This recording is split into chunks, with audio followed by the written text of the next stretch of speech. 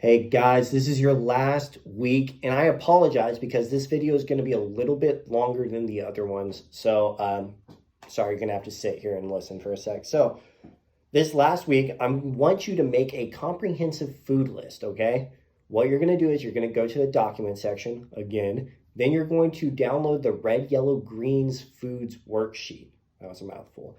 When you do that, we're going to kind of fill this out together, but what I prefer you do is to print it off, write it in, and then keep it with you either in your car, in your pocket, in your wallet, somewhere to where it's easy accessible so you can keep this foods list so you can know what supports your goals, what doesn't, what you need to stay away from, okay? So there's also in the document section, you'll find if you need to kind of think a little bit more about what foods there are, there's going to be a proteins, fats, carbs, and fruits and veggies list for you to download and go through as well, okay? So here is what you're going to do. On this red, yellow, green foods worksheet, you have green light foods.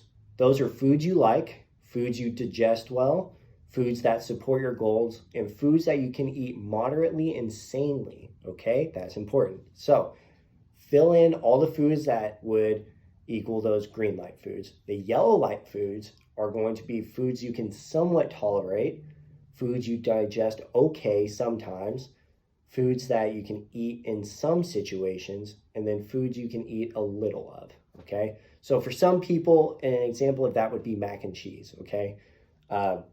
If you eat it all the time, you get addicted, but if you do it in some situations, you're happy, you feel good, and they can still somewhat support your goals depending on how much you eat, right? Last but not least, you have your red light foods.